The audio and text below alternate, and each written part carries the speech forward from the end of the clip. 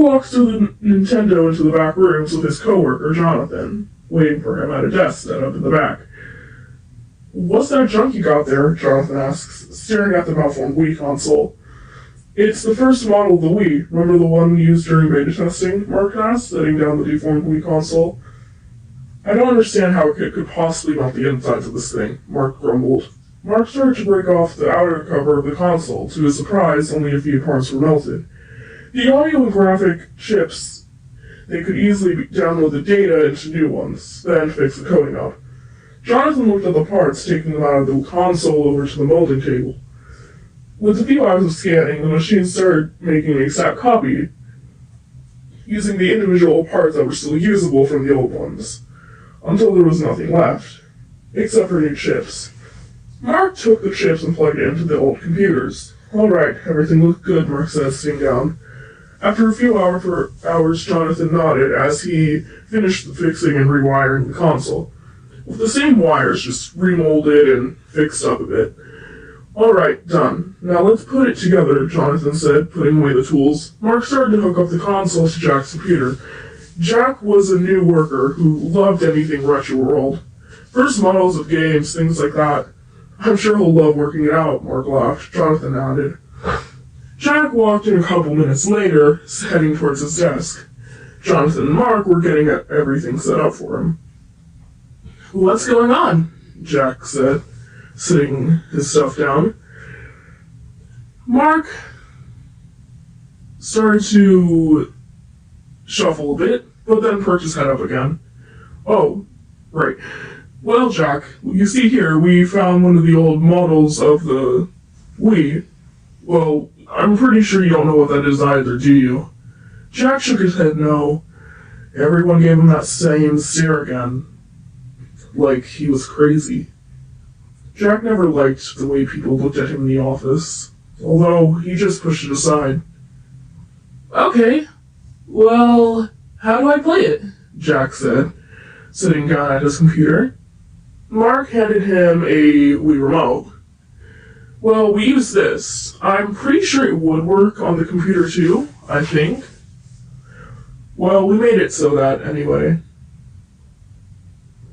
Jack nodded, taking the Wii remote. He moved around a bit and started clicking on a bunch of stuff. This seems easy enough, Jack said, Xing out of the Wii Sports. Both of them nodded and left Jack alone. Jack started playing for a bit. He was just looking at all the different codes and stuff, not really playing it, but just seeing what the codes were made of.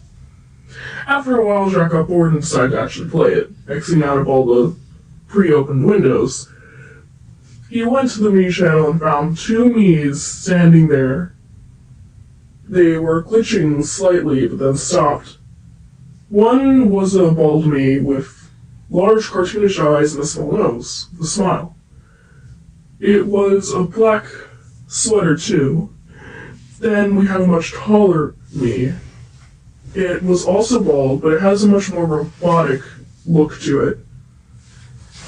They both just stood there, just staring blankly at whatever it was. Jack stared at them for a while. They just decided to play some Wii Sports with them.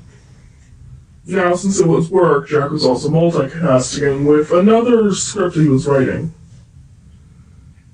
After a while, James, the one person he absolutely hates, walked up. What are you doing, Jack? James sneered. Jack groaned slightly. What do you want, James? Jack asked, starting to look away. Are you playing those stupid little games? I swear, get a life, James said. Jack just ignored that and continued playing, until James scared him. James grabbed the computer and threw it off the desk, creating a loud crash. Everyone didn't help at all. They just slightly looked over, then did nothing. They just went back to working. Jack stood there shaking as James got closer to him. Look at me when I talk to you, James yelled. Jack started shaking even more.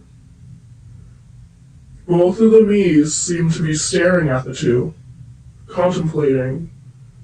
Their eyes wandered for a bit, until James did something that seemed to have got a reaction out of all three of them. James shoved Jack to the ground, which caused the bald me to start flinching slightly.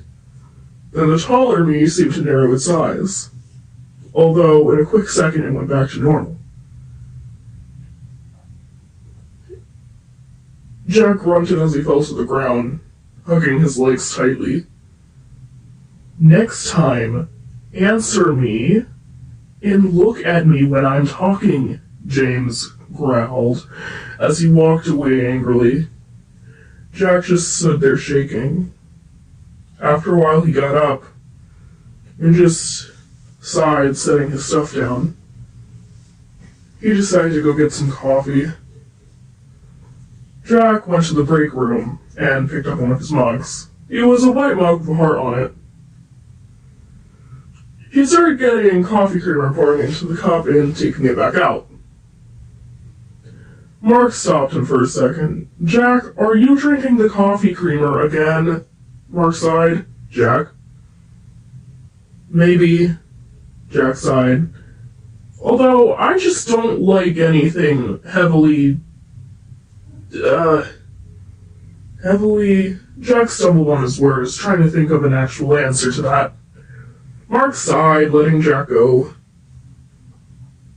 "Listen, Jack, I'm sorry we weren't able to help you. We were kind of in the middle of doing something," Mark sighed, patting Jack on the head. Jack squirmed slightly from that. "Hey, stop touching me!" Jack whined. Jonathan laughed slightly from behind the corner, which, after James' effect with Jack got a little nervous and jumped. "Oh, hi, Jonathan." Jack chuckled nervously. Jonathan just sighed again. "Jack, calm down, it's just me. We ain't gonna hurt you," Jonathan motioned to the computer again.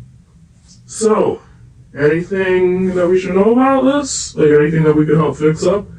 Jack shook his head no. "No, I don't think so. There wasn't really anything I could see that was wrong with it. Other than a few glitches, although I'm pretty sure it's just because it's old."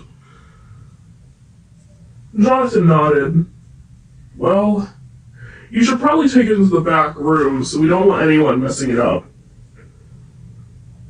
Jack nodded and took everything to one of the back rooms and set it up there. Since watching Mark, Jack was always very observant around things, although not all the time. But this was the case where he was being observant, so he managed to put everything together and hook it up. On one of the TVs, the TV was a bit static, but only for a little bit. He picked up the remote and started playing Wii Sports again, until he heard the door creak open and the lights turned off. "What's going on?" Jack whimpered. The door shut and locked behind them. Both of the Mies just stared, although both of them had slightly concerned looks on their faces. Jack couldn't see a thing. His eyesight was really bad in the dark, so everything was just solid black to him. Well, who is gonna be so scared after this, aren't you? What was that one thing I asked you to do this morning?" said a very familiar voice. Jack's eyes widened in fear. "James! I'm sorry, I was just busy," Jack stuttered, banging his head against the desk. James laughed as he walked closer to Jack, holding something. "Get up, now," James bellowed. Jack quickly got up off the ground. I'm sorry," Jack whimpered. Both of the Mies just stood there, doing nothing. They just stared. James had a bat in one of his hands and swung it hard at Jack's head. Jack let out a screech, although this room was soundproof. I'm not gonna let myself just die, James. And you know that. Jack whimpered, already getting lightheaded from the loss of blood. James just swung at him again, hitting him hard in the back. A loud crack filled the room. Jack fell to the ground, twisting and screeching in pain. Both of the Mies had concerned looks on their faces. The robotic-looking one looked traumatized by this, although none of them said a thing. A few minutes later, Jack was just left on the ground, bleeding out. He felt everything starting to go fuzzy, until everything blacked out.